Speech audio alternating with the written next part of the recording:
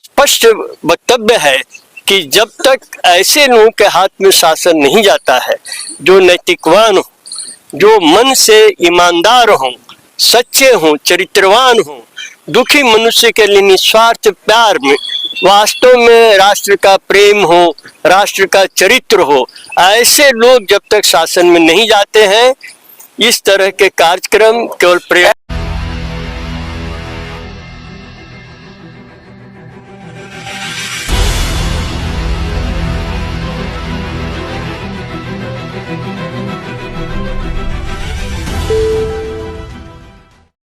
Protist block India एवं राष्ट्रीय शराबबंदी संयुक्त मोर्चा के तत्वाधान में दिल्ली के जंतर मंतर पर शराबबंदी को लेकर एक दिवसीय धरना प्रदर्शन किया गया। शराब पीने की वजह से भारतवर्ष में हर साल 2.5 लाख मौतें होती हैं। हजारों लोग जहरीली शराब पीने से मरते हैं। इसके बाद भी सरकार के लिए शराब खराब नहीं है, क्योंकि उसका रेवेन्यू कलेक्शन 10 से 15% की हिस्सेदारी शराब की बिक्री से मिलने वाली टैक्स की होती है। एक अनुमान के मुताबिक भारत में हर साल 5 अरब लीटर शराब पी जाती है, जिसमें 40% से ज़्यादा अवैध तरीके से बनाई जाती है। ऐसे में देश की क्या स्थिति होगी? नमस्कार आप सभी प्रिय भाई बहनों को। मैं आचार्य संतोषानंद अवधूत, जो प्रोटिस्ट ब्लॉक इंडिया का राष्ट्रीय संयोजक और राष्ट्रीय शराबबंदी संयुक्त मोर्चा का राष्ट्रीय संरक्षक हूँ। ये जो धर्म की बात है, धर्म ने कभी भी मनुष्य को शराबी होने के लिए प्रेरित नहीं किया है, क्योंकि अभिमानम सुरापानम, ये शास्त्रों में कहा गया है कि अभिमान सुरापान की तरह है, शराब पीने की तरह है। बहुत गलत बताया गया है। हाँ, क्योंकि शराब पीने से आदमी की बुद्धि भ्रष्ट हो जाती है। जो आदमी भीख मांगता है, अगर वो शराब पी ले तो कहेगा मैं देश का प्रधानमंत्री हूँ, मुझे क्या कर लोगे। मतलब अपने ही नशे में है, वो अपनी ही दुनिया में। उस बुद्धि, उसकी विवेक बुद्धि सब खत्म हो जाता है। मैंने ऐसे भी लोग देखे जो नालियों में पड़े रहते हैं और आराम से, उनको कोई दिक्कत नहीं, कहते हैं कि सारे गम भुला देती है। कुछ लोग तो कहते हैं कि भाई शराब होती है तो सारा गम गायब हो जाता है। इतनी स्ट्रेस है, इतनी टेंशन है आदमी के अंदर, तो क्या करे वो। हाँ, तो ये जो टेंशन जाती है, वो टेंशन शराब हमारी शक्ति को ही उत्तेजित करके रिलीज करती है। तो इससे जब शराब का नशा उतरता है तो आदमी कमजोर महसूस करता है।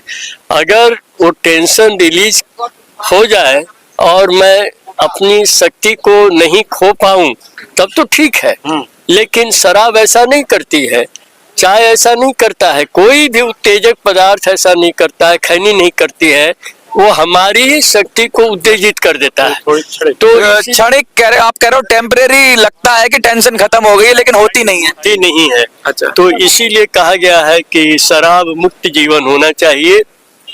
और भगवान शिव के बारे में जो कहा जाता है कि बोल बम लगाओ दम, इस तरह की जो बातें चलती, तो नशे को इस तरह से, उस तरह ईश्वर से भी जोड़ के देखा जा रहा है और बहुत गलत तरीके से प्रचारित किया जा रहा है। तो ये इसीलिए वो लोग करते हैं। एक सही आध्यात्मिक शिक्षा की भी कमी है, जिसके कारण ऐसा होता है कि भगवान शिव, सदाशिव उनका नाम था, वो हमेशा ईश्वरीय स्थिति में रहते थे, तो सदाशिव। इसीलिए आंखें उस वक्त भी, जो आदमी समाधि की स्थिति में आध्यात्मिक चरमोत्कर्ष में रहेगा, उसकी आंखें भी नशे की तरह रहती है, जो शराब पी के। मतलब कहने का ये डुप्लीकेट है शराब का, जो शराब से जो आध्यात्मिक सब होना चाह रहे हैं, लेकिन शराब के जरिए तो वो डुप्लीकेट है, दिखता है, ऐसा होता नहीं है। होता नहीं है। तो उसको देख करके लोग सोचते थे कि शराब पिए होंगे, भांग पिए होंगे, कि उस वक्त तो शराब बनाना बुद्धि की प्रॉब्लम। हाँ, तो इसीलिए उन्होंने कहा कि जब शिव भांग पीते हैं तो हम क्यों नहीं भांग पिए। अच्छा, बहुत शराबी हैं ऐसे हैं जो गजब गजब तर्क लाते हैं। कहते हैं, एक बहुत फेमस कोट है कि एक शराबी को समझाने के लिए एक शराब का गिलास में शराब लेके आए और उसमें कुछ कीड़ों को डाल दिया, तो कुछ वो कीड़े मर गए। शराबी से पूछा, देखो शराब कितनी गंदी चीज है, इसे पीने से कीड़े मर गए, इसमें डालने से कीड़े मर गए। का मूल कारण, नैतिक पतन का मूल कारण है कि जैसे हमारे नेता होंगे वैसे ही प्रजा होगी, क्योंकि जो अग्रणी होता है, अग्रणी को सब लोग उसके पीछे पद चिन्हों पर चलते हैं। तो किसी भी देश में अगर लोगों में कष्ट या विकृति दिखाई देती है तो यह समझना होगा कि ये नेताओं के पाप के कारण हुआ है। जैसा राजा वैसी प्रजा कहते हैं। हाँ, तो इसीलिए शराबबंदी करना हो। शराबबंदी का मतलब क्या है कि मनुष्य को बुराई से रहित करना है, और बुराई से रहित जीवन, सदाचार का जीवन, ये एक सामान्य मनुष्य का जीवन होना चाहिए। जो राजनीतिक सिस्टम ये है, राजनीति जो है आज ऐसे लोगों के हाथ में है जो राज के लिए नीति का सहारा नहीं, दुर्नीति का सहारा लेते हैं।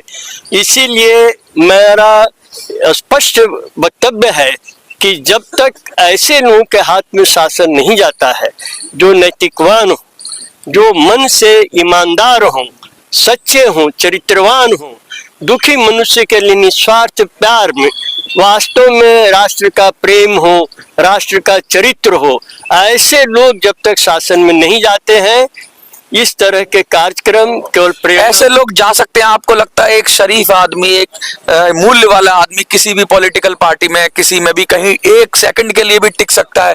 क्योंकि राजनीति के अंदर जब तक साम दाम दंड भेद आपको नहीं आते, आपको तो पार्षद बनना मुश्किल हो जाएगा, और लोग ही आपको कह देंगे। लोग भी ऐसे हैं कि उनको कौन दे रहा है, क्या दे रहा है, क्या मूल्य है, आपके मैटर नहीं है।